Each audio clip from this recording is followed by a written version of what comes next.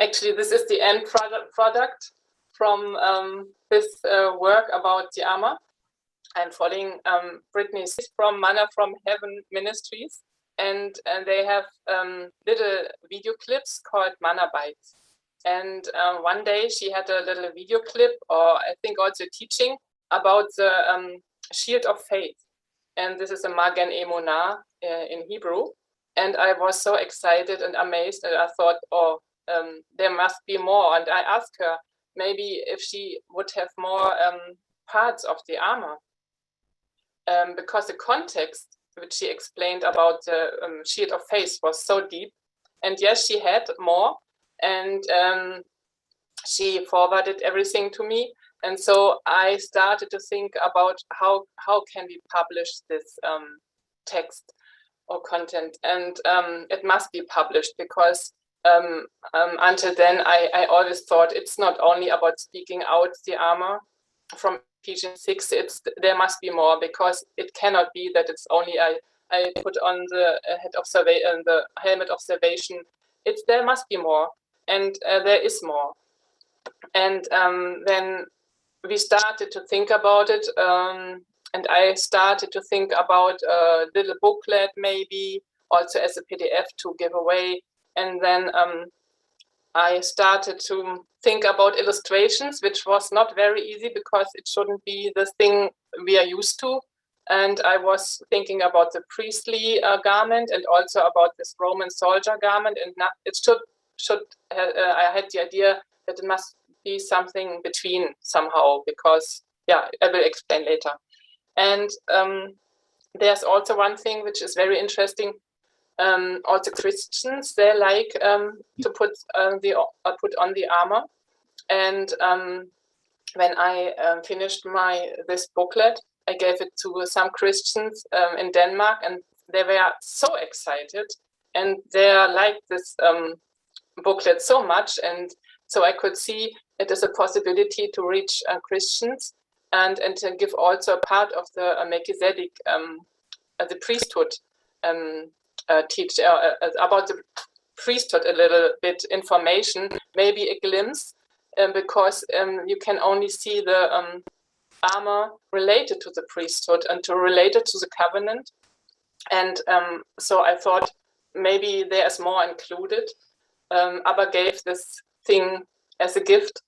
And yeah, I hope I have also an English PDF now, and so everyone can have this and give it away. And yeah, praise Abba. I'm really glad that it took a while. It was really hard work, but I think it is okay. This has a nice form now. Yeah, and it was a blessed teamwork, and to have this impression, and then maybe I can ask Brittney Scott. I didn't know, so I don't know her at all. So I sent her an email, and she was so excited.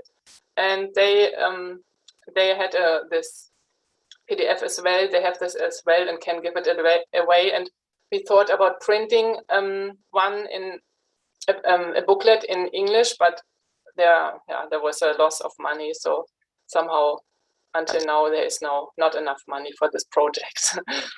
Okay, so yeah, and I think the main important thing is that taking on the armor is a process of maturation, and understanding the priesthood and understanding the covenant. And when you don't have this context, actually it does not make so much sense from my point of view. Okay, this was my introduction. Now this is a Word document, everybody.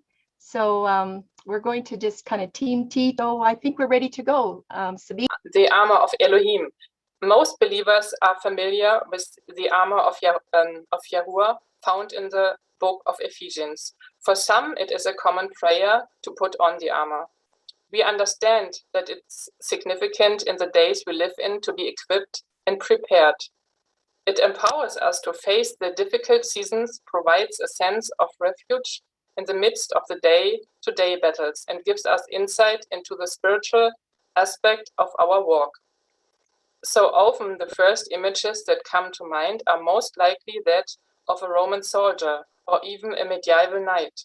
But this is our Western mindset that often becomes the lens through which we view scriptures. By doing so, we lose the rich culture and history that would have been the background of every verse penned. This was written from a Hebraic perspective long before the medieval knight, and definitely not in favor of the Romans.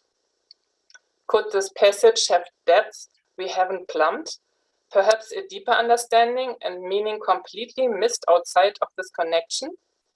Charlene, could you read the... Yes, I thought you would, yes, I will. Yeah, okay. Okay, I'll read the scriptures for sure, and you can let me know otherwise if I need to pop in. Yeah, okay, yeah. Ephesians 6:11-12, put on the whole armor of Elohim, that you might be able to stand against the wiles of the enemy.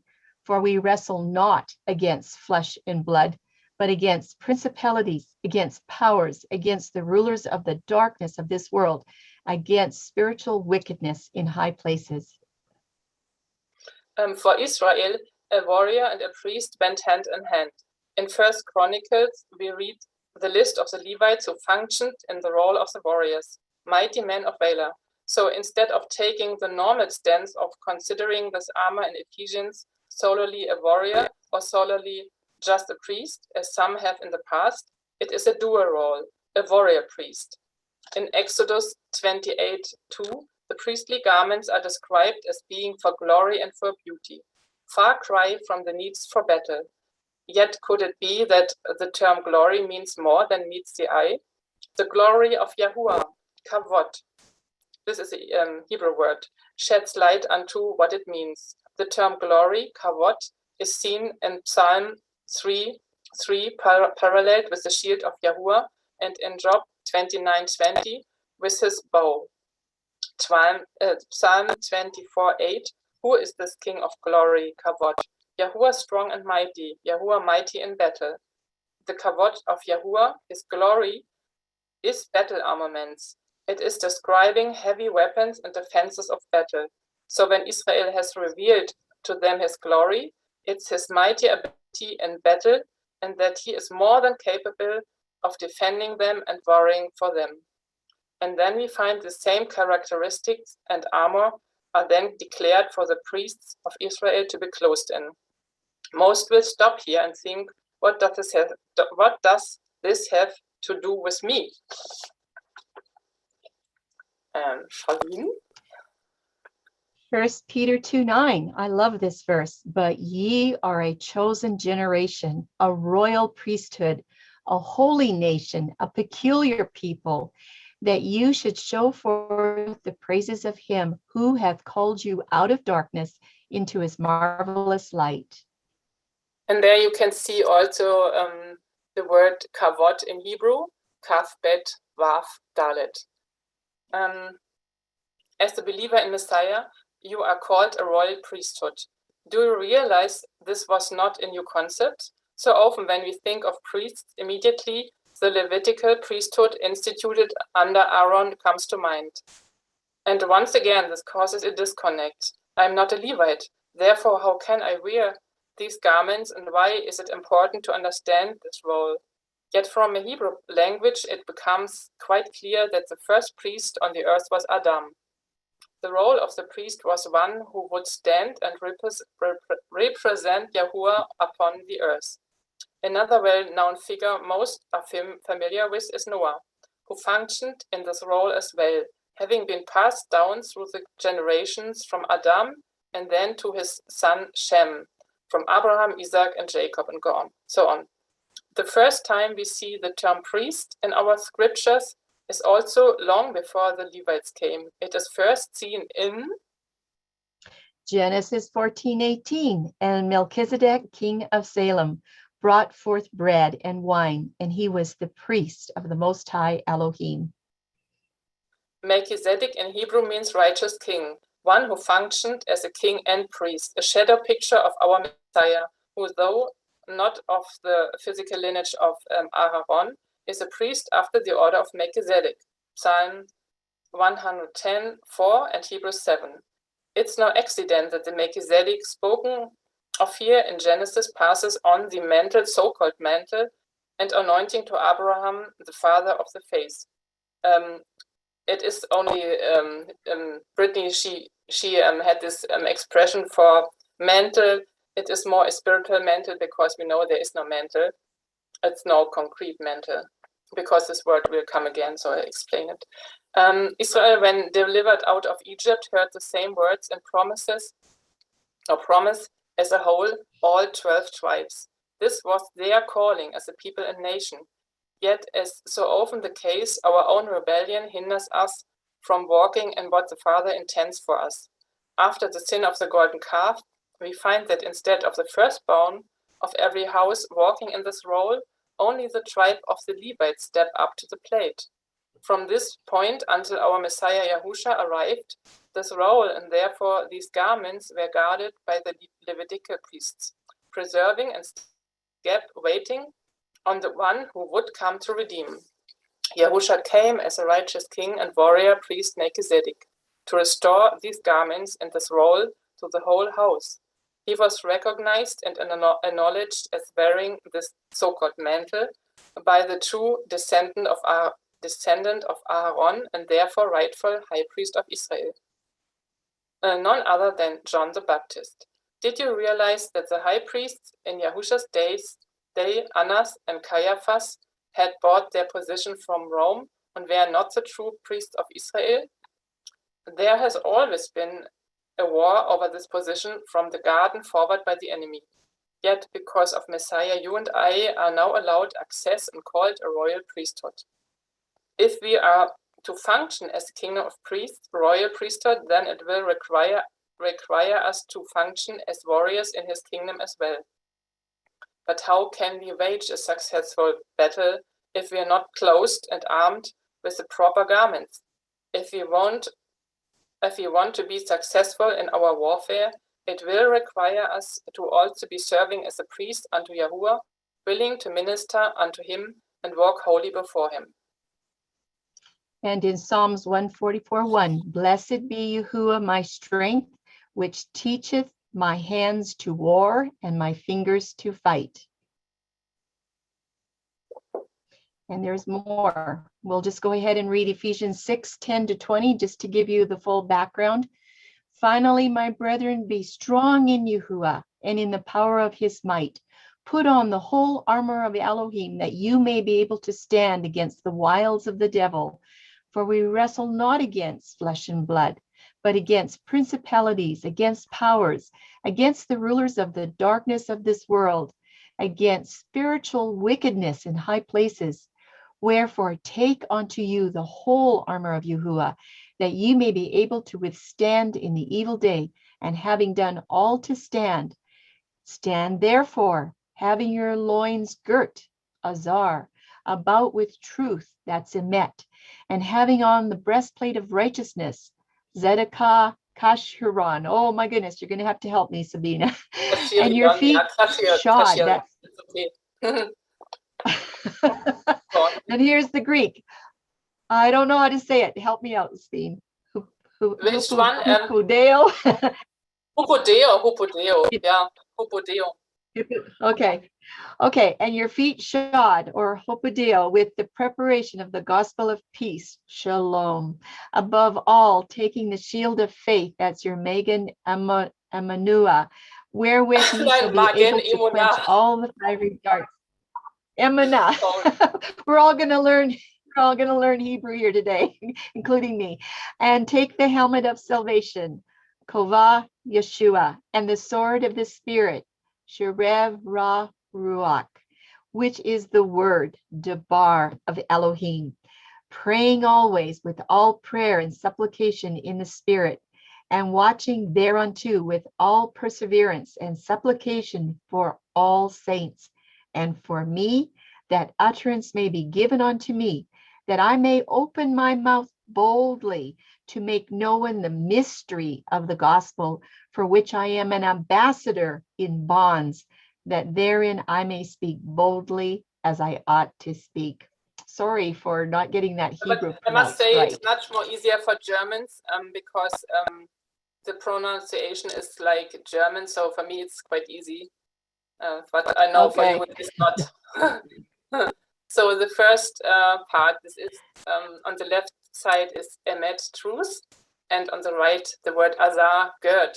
And everything is about having your loins girt about with truth, and it's not a belt like we are used to see it. It's not a belt, and I explain why.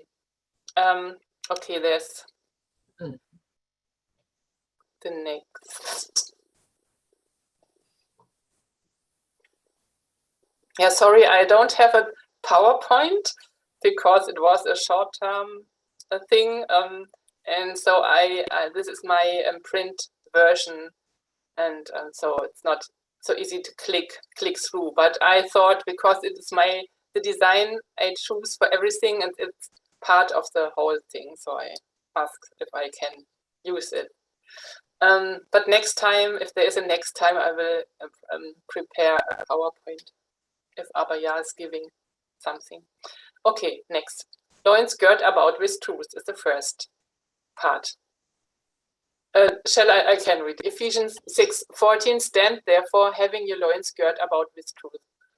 The first item given recognition in Ephesians regarding the armor is that we must have our loins girded with truth.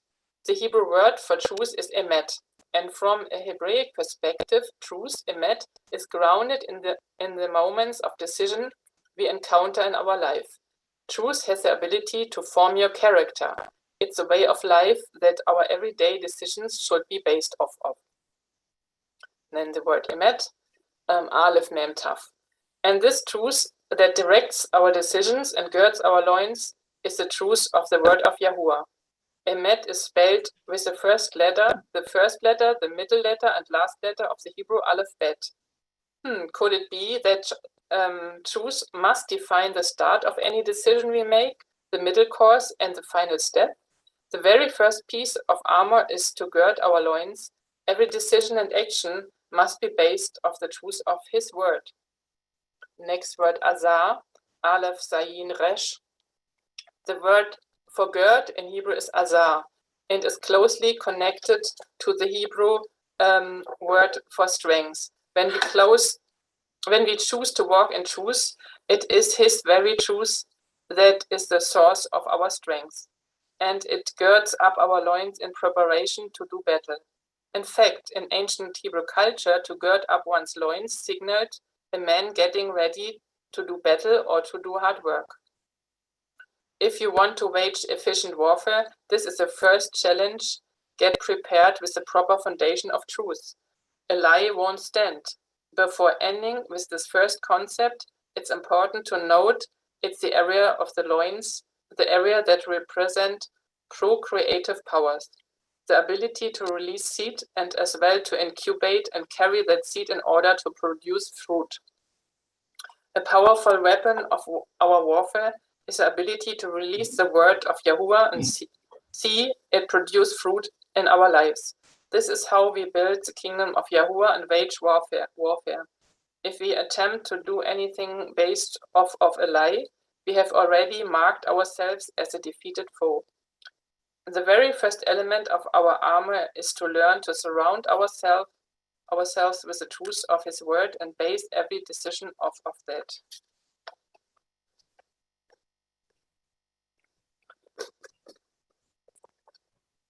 The next part is the breastplate of righteousness, tzedakah shuryan.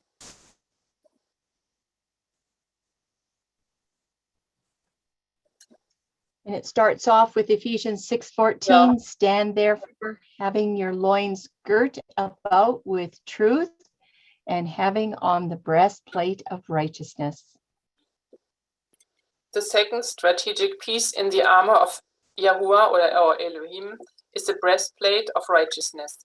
This same breastplate is also seen referenced in Isaiah 59:17 in regards to the Messiah choosing to put on this garment as well. Though we may understand from a Western military mindset its purpose, what does the Hebrew reveal? In Hebrew, the phrase is tzedakah shuryan, but both terms giving a powerful understanding of the armor we have been given to walk in. The term shurian or breastplate comes from the root shara, meaning to set loose or free. It has the same root letters as the name Israel or the name Sarah. Both of these names speak of authority, power, and royalty. And Isaiah 59:17 does say this: Praise be to Yahuwah, my rock, who makes my hands skillful for battle, my fingers for war. And Psalms 25:4, make me to know your ways, O Yahuwah, teach me your paths. To put on this breastplate of righteousness enables you and I to be set free or loose to walk in this level of power and authority, representing it becomes part of our preparation for war, because when we walk in a righteous lifestyle, then just like Messiah said concerning the enemy, he has nothing in me. We too are then able to say the same. There is no access point for the enemy to wreak havoc. This word is so strange. When we walk in righteousness, it is also quite interesting to note that when we walk in righteousness with everyone else around us as well, there is less division and problems. Yet when we choose to ignore the Torah's protocol for how to handle things, we then not only cause strife in the body, but also open ourselves up to attacks from the enemy. That's so true. Okay.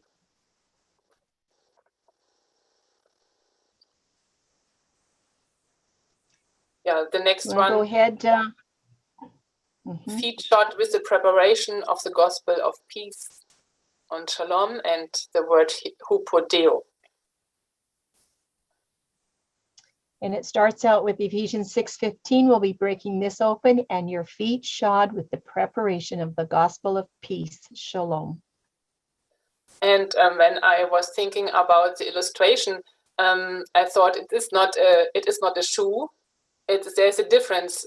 A shoe of shalom than having feet shod with the preparation of the gospel of peace of shalom. And so I tried to somehow have this things around the feet, and maybe this was my idea to illustrate it. And when thinking of armor for war, we really think of peace as part of the equation. Yet here in Ephesians, we find that this is exactly what it is. What is to be upon our feet. It is easy to understand what our feet represent, your lifestyle and walk, where you are headed. It is also the feet that represent authority, ownership, and even inheritance from a Hebraic mindset. But what about peace? In Hebrew, peace is the word shalom. Yet the Hebrew concept of peace goes far beyond our Western ideas concerning it. Peace is not passive or simply a condition, but the term shalom can also infer the process to get to that place of peace, the place of wholeness, completeness, and unbrokenness. In other words, part of our armor is to live a lifestyle and have a walk that is one bent towards making wholeness, completeness, and unbrokenness in our daily lives. Hupodeo is Greek. It means to shod, to bind under one's feet, to be in bonds, to tie, to win, to knit, or be at one with. It also has to do with your walk, or how you walk out your life from day to day. Isn't it interesting that if we are at peace, if we are whole and complete because we have allowed Yahuwah to pour his peace or shalom into us, then it's an indicator the enemy has nothing to work with, and we are able to be victorious against his attacks. But in order to be at this point, the Hebraic idea of peacemaking and first, you must take the time to gain intimate knowledge of your opponent and then understand how to make peace, either by being victorious or resolving the conflict. Feet shod, hupodeo, with peace, learning to live a lifestyle that you're bold enough to address the issues that may come your way to attack your peace, but also wise enough to walk the paths that lead to wholeness, completeness, and unbrokenness. The armor of Elohim is a powerful thing to understand. Not only does it teach us how to wage spiritual warfare, but it also teaches us how we should be walking and living as well a lifestyle of righteousness. And there's a note, here we must add the aspect of the gospel, the proclamation of the message of peace, the message of the kingdom of Elohim, sharing with others the course of my shalom, or giving an account of what my hope is.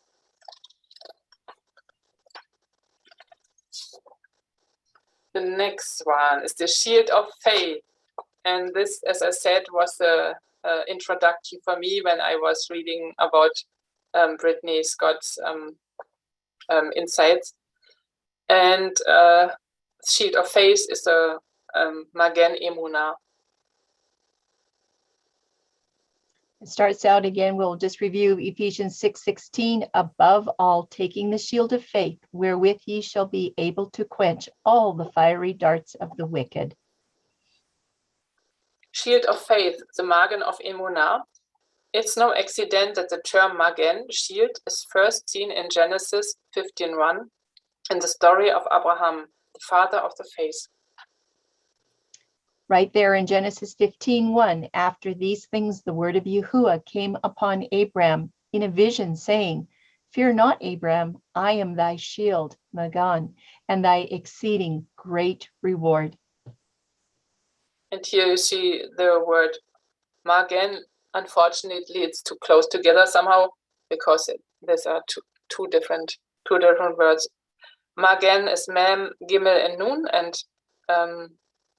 Emunah is Aleph, Mem, Vav, Nun, and He. And Yahuwah himself declared that he was a shield, a Magen, to those who would walk in the covenant as Abraham did. It is interesting that in Ephesians, this shield that we are to put on is a shield of faith. Yahuwah is a shield, Magen, to those who will have faith and understand this is a shield they carry.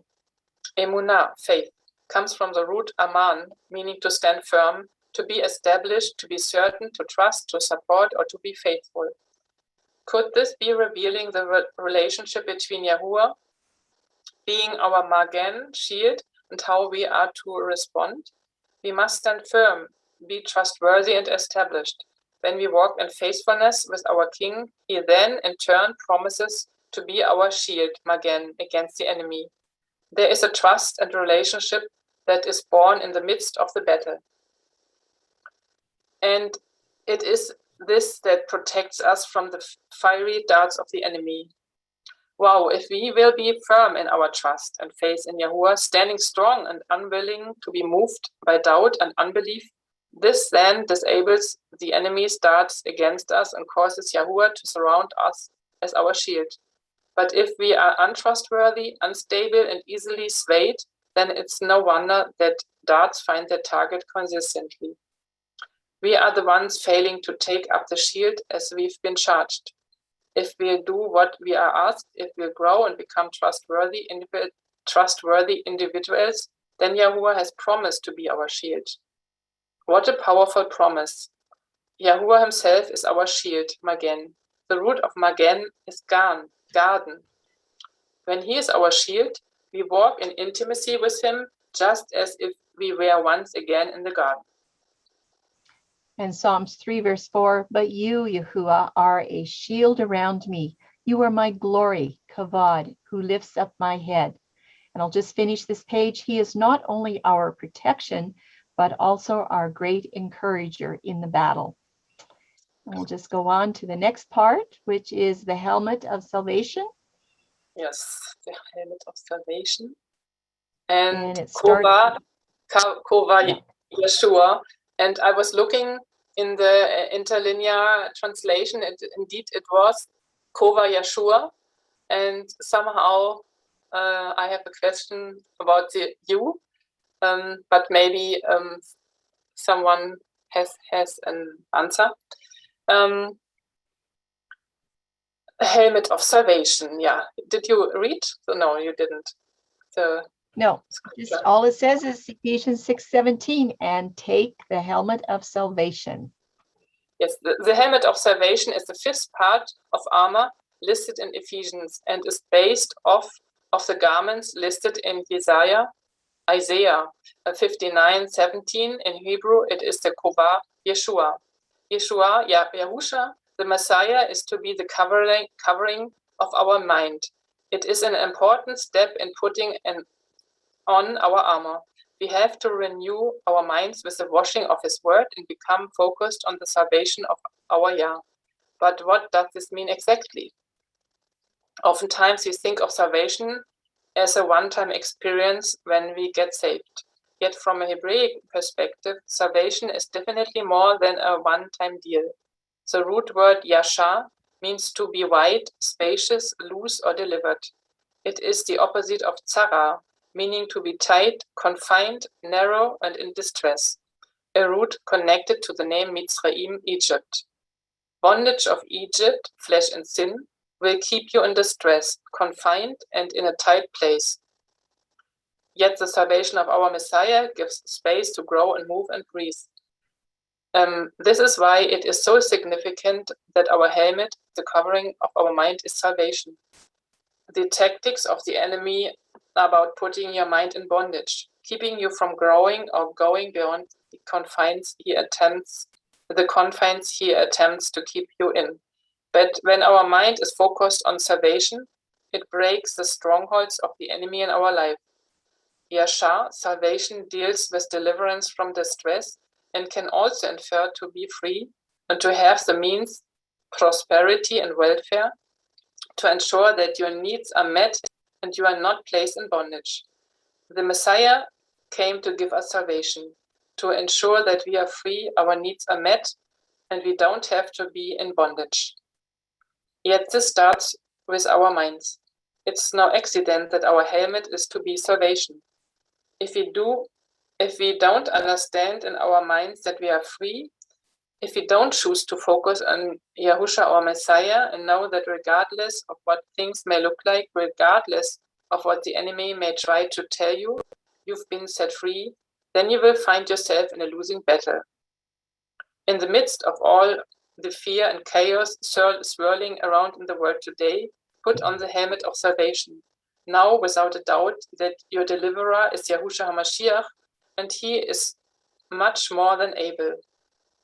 Guard your mind, renew your mind, and stand and see your salvation. Don't allow doubt and fear to be your covering. Focus on Messiah and know that his salvation is much more than able to deliver you from any circumstances. And the scripture? The scripture, yes, Isaiah 59:17. He put on righteousness like an armor, and he put the helmet of salvation, that's Yeshua, on his head, right where you need to have it. So the next part, Sabine? The next part is the Cheref HaRuach, sword of the Spirit. Cheref. Everyone has to say it. Yeah. Tim tries to get everybody to say it right, including me. Okay. In the part of Ephesians 6:17, it talks about, and the sword of the Spirit, which is the word of Yahuwah. Final element of armor. This is the final element in the armor of Yah listed in Ephesians, the Cheref HaRuach. Isn't it interesting that this is the last element listed? First, we find addressed the armor that is protective, that we must put on and learn to walk in before we are capable of handling this sword. The Cheref sword is first seen in Genesis 3:24, guarding the tree of life. Could this be our first clue of what is the purpose of the sword? It is used by one who is guarding the way to the tree of life. Adam fails in his responsibility, but could this be what you and I are once again tasked with? The tree of life represents the Torah, word of Yahuwah, and the living word, Messiah, who is the way, the truth, and the life. Don't forget Zechariah 4:6. Not by might nor power, but by my spirit, saith Yahuwah Shavuot. When we choose to walk in covenant, we are now one who has the potential to be one who wields the sword of the Spirit, for the purpose of guarding the way, keeping it and honoring it. But not just anyone is capable of handling this level of responsibility. It is for one who is a mature believer, capable of handling kingdom affairs. Hence the reason this is the last item of the armor. We must first learn to walk in truth, righteousness, peace, faith, and renew our minds with His salvation. But most want to skip these previous pieces and go straight for the sword, representing power and strength. Yet we must first put on the other pieces of armor, which teach us to deal with our flesh, circumcise our hearts, and renew our minds. And it is by walking in this manner that we mature and grow, and then can be entrusted with the sword of the Spirit. The most powerful spiritual weapon is the sword of His Spirit. Yet to handle the sword, to walk in this level, will require you and I to allow the same sword to circumcise our hearts. Not only does the armor here in Ephesians teach us how to wage effective spiritual warfare, but it also teaches us of our own journey of growth and maturation. May you be one entrusted with guarding the way of life, the Cheref